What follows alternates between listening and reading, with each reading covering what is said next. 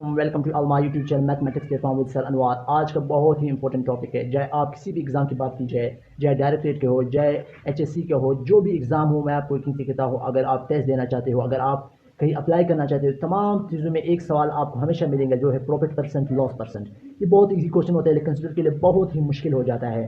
तो आज की वीडियो देखने के बाद इंशाल्लाह आपको प्रॉफिट परसेंट, लॉस परसेंट के बारे से कोई डाउट नहीं रहेगा, कोई शक नहीं रहेगा। तो वीडियो को लास्ट तक देखिए। आप देखिए, सबसे पहले अगर आप प्रॉफिट परसेंट, लॉस परसेंट को समझना चाहते हैं तो आपको प्रॉफिट लॉस समझना पड़ेगा। इसके लिए मैं पहले वीडियो भी दे चुका हूँ, लेकिन फिर भी अगर किसी ने वो देखा नहीं है तो आप ये वीडियो देखकर भी आपका काम हो जाएगा। लेकिन अगर वो वीडियो देखिए, वो थोड़ा तफसील से दिया हुआ है, आपको बहुत कुछ समझ आ जाएगा। देखिए, एक चीज़ समझ लो, प्रॉफिट कब होता है? जब आपका सेलिंग प्राइस ज़्यादा हो कॉस्ट प्राइस से, यानी कीमत फरोख्त ज़्यादा हो कीमत खरीद से। यानी एक चीज़ अगर आपने जितने रुपए से लिए गए हैं, अगर आपने उनसे ज़्यादा रुपए में फरोख्त किया है, इसको कहते हैं सेलिंग प्राइस, तो आपका प्रॉफिट हो गया। अगर लॉस तब होता है कि आपका कॉस्ट प्राइस ज़्यादा हो सेलिंग प्राइस से। देखिए, फिर बताऊंगा कॉस्ट प्राइस क्या है, सेल प्राइस क्या है, बहुत से स्टूडेंट में कंफ्यूज होते हैं। सेलिंग प्राइस इसको कहते हैं कीमत फरोख्त, कीमत फरोख्त इसको कहते हैं, यानी जिस कीमत पे आपने एक चीज़ को अपने ग्राहक को दिया या कोई आपसे जो लेने के लिए आया था, आपने उसको ले दिया। जबकि दूसरा होता है कॉस्ट प्राइस, इसको कहते हैं कीमत खरीद। कीमत खरीद मतलब आपने अगर एक चीज़ ख़रीदा है बाजार से, कितनी कीमत पे ख़रीदा है, इसको कहते हैं कॉस्ट प्राइस। अब जाहिर सी बात है, अगर आपका कीमत फरोख्त कीमत खरीद से ज़्यादा हो तो आपको तनफ़ा ही होता है, प्रॉफिट। इसी तरह अगर आपका कॉस्ट प्राइस ज़्यादा हो गया सेल प्राइस से, किसी भी वजह से आपने एक चीज़ महंगी खरीदी मगर सस्ता बेच दिया, फरोख्त किया, तो आपको नुकसान ही होगा, लॉस। अब हमने इसको परसेंट में किस तरह फाइंड आउट करना है? देखिए, प्रॉफिट को अगर आपने फाइंड आउट करना है, एक चीज़ को याद रखिए, मैं आपको ट्रिक्स के साथ बताऊंगा। एक ट्रिक है, ये ट्रिक आपने माइंड में रखना है, इंशाल्लाह आप कभी नहीं भूल जाएंगे। मेरे जितने भी वीडियो है परसेंटेज के हवाले से मैं पहले बता चुका हूँ, 2-3 वीडियोस आप देख लीजिए। एक ही बात है, मैंने बहुत ही जोर दिया, फोकस किया, स्ट्रेस किया, ताकि इस दिन से भूल न जाए।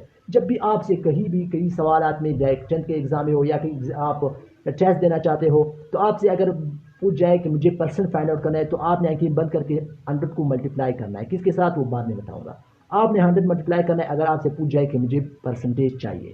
सेकंड मैं आपको बताऊंगा कॉस्ट प्राइस, जो कीमत खरीद है, वो लॉस में भी आएगा, वो प्रॉफिट में भी आएगा। ये दो बातें आपने याद में जहन में रखनी है। अगर ये दो बात आपको समझ आ गए तो आप प्रॉफिट और लॉस परसेंट को बहुत ही आसानी से फाइंड आउट कर सकते हैं। सबसे पहले क्या है कि आपने 100 को मल्टीप्लाई करना है। सेकंड, जो कॉस्ट प्राइस है, जो कीमत खरीद है, जिस रुपए पे आपने एक चीज़ को खरीदा है, उसको बटे यानी फ्रिक्शन के नीचे लेके।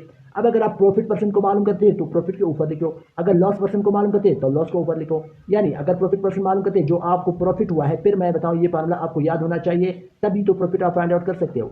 तो आपने प्रॉफिट फाइंड आउट करना है, उसके बाद आपने नीचे कॉस्ट प्राइस लिखना है, फिर 100 के साथ मल्टीप्लाई करना है। अगर लॉस परसेंटेज मालूम करना है तो ऊपर आपने लॉस लिखना है जितना आपको लॉस हुआ है, नीचे आपने वही कॉस्ट प्राइस, देखिए वही कॉस्ट प्राइस आपने लिखना है, परसेंट फाइंड आउट करना है, तो आपने इनको 100 के साथ मस्ट मल्टीप्लाई करना है। अभी किस तरह करना है, 2-3 सवाल के इसकी मदद से मैं आपको समझाऊंगा कि आपने। देखिए, अब एक सवाल हमें दिया हुआ है कि अब book cost price is 800 and selling price 840, find loss or पर प्रॉफिट परसेंट। सबसे पहले तो हमें हमसे ये पूछा गया कि आप मुझे ये बताइए कि लॉस हुआ है या प्रॉफिट। फिर लॉस और प्रॉफिट को फाइंड आउट करने के बाद उसका परसेंट भी फाइंड आउट करें। तो मैंने पहले बता चुका हूँ कि आप देख लीजिए सवाल में कॉस्ट प्राइस ज़्यादा है या सेल प्राइस ज़्यादा है, तो आपको बिल्कुल अंदाज़ा हो जाएगा कि सेल प्राइस जो है वो इससे ज़्यादा है। जब भी सेल प्राइस ज़्यादा हो गया तो आपको तो होगा प्रॉफिट। तो ठीक है, सबसे पहले हम प्रॉफिट को फाइंड आउट करेंगे। प्रॉफिट का फार्मूला क्या है, पहले बता चुका हूँ, प्रॉफिट इज इक्वल टू, अगर आपका सेल प्राइस ज़्यादा हो किससे, कॉस्ट प्राइस से। ठीक है, तो अब बताएं मुझे सेल प्राइस कितना है, 840 माइनस कॉस्ट प्राइस कितना है, 800, इट इज इक्वल टू 40। अब आर एस 40 रुपीज़ जो है आपको क्या हो गया, आपको प्रॉफिट हो गया। अब आपसे पूछता है कि मुझे प्रॉफिट परसेंट भी फाइंड आउट करे, तो मैं प्रॉफिट परसेंट का फार्मूला लगाऊंगा, बहुत ही इजी है। देखिए प्रॉफिट परसेंट, देखिए अब फिर मैं बताऊंगा, इस बात में मैं बार बार स्ट्रेस दूंगा था कि आपके जहन में बैठ जाए। परसेंट आपसे चाहिए तो आप 100 को पहले ही मल्टीप्लाई करें, बाद की बात बाद में करेंगे।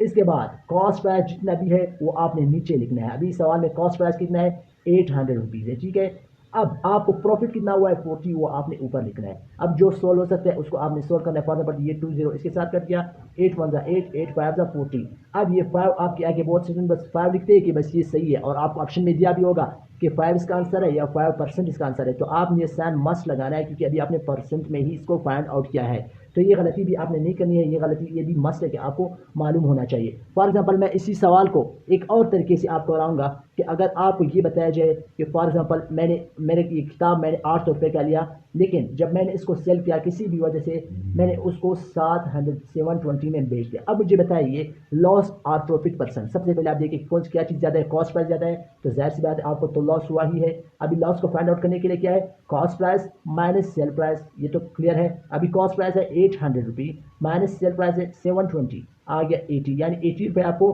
लॉस हुआ है। ठीक है, अब आपने लॉस परसेंट को फाइंड आउट करना है, तो देखिए लॉस परसेंट, फिर बताओ परसेंट आपसे चाहिए तो 100 को तो मल्टीप्लाई ही करना है। ठीक है, नीचे क्या लिखना है, फिर बताऊंगा वही कॉस्ट प्राइस लिखना है, कोई और चीज़ नहीं, कॉस्ट प्राइस ही लिखना है। ऊपर लॉस हुआ है तो लॉस लिखना है। ठीक है, अब लॉस कितना हो गया 80 रुपये, कॉस्ट प्राइस कितना था 800 रुपये, और 100 के साथ इसको मल्टीप्लाई करें। ठीक है, अब ये थोड़ा नीचे हो गया, मैं आपको ऊपर लिख दूंगा, 80 रुपये लॉस हो गया, 800 तमाम कॉस्ट प्राइस है, 100 से मल्टीप्लाई करें, ये इसके साथ कर दिया 8 1 8, 8 1 8 से क्या 10, अभी 10 के साथ परसेंट मत भूलना। तो आपको अगर इस तरह के जो भी क्वेश्चन दिया जाए कि आपने परसेंट फाइंड आउट करना है, तो आपने बगैर सोचे समझे, बहुत ही ईजी स्टेप्स है, आपने क्या करना है कि जो पहले लॉस और प्रॉफिट के फार्मूले को समझ लीजिए, उसके बाद आप परसेंट फाइंड आउट करते हैं 100 के साथ तो मल्टीप्लाई करिए, ये स्टेप्स तो आपसे नहीं पूछ जाएगा। नीचे हमेशा कॉस्ट प्राइस लिखिए, कॉस्ट प्राइस हमेशा फ्रैक्शन के नीचे लिखिए, फिर अगर लॉस हुआ है तो ऊपर लॉस लिखो, अगर प्रॉफिट हुआ है तो ऊपर प्रॉफिट लिखो। मुझे उम्मीद है कि अभी आप प्रॉफिट परसेंट लॉस परसेंट को फाइंड आउट करना सीख गए होंगे। लेकिन एक और वीडियो में बनाऊंगा, छोटा सा वीडियो का, अगर आपको ये दिया जाए कि फॉर एग्जाम्पल किसी चीज़ में मुझे 2% नफ़ा हुआ है तो मुझे कीमती खरीद बताइए, अगर मुझे 3% नफा हुआ है तो मुझे कीमती फ़रोख्त बताइए। तो ये सवाल भी मस्ट है, ये भी बहुत ज़्यादा आता है, लेकिन वीडियो ज़्यादा लंबा नहीं करना चाहता हूँ, इस वजह से एक और वीडियो मैं बनाऊंगा, उसको भी आप देख लीजिए। मुझे उम्मीद है कि ये अब आपको प्रॉफिट परसेंट लॉस परसेंट समझ आएगा। अगर ये वीडियो पसंद है तो मैथमेटिक्स प्लेटफॉर्म इस तरह को जरूर सब्सक्राइब करें, बेल आइकन को दबाएं ताकि आपको हर नई वीडियो का नोटिफिकेशन पहुंचता जाए। Thank you for watching.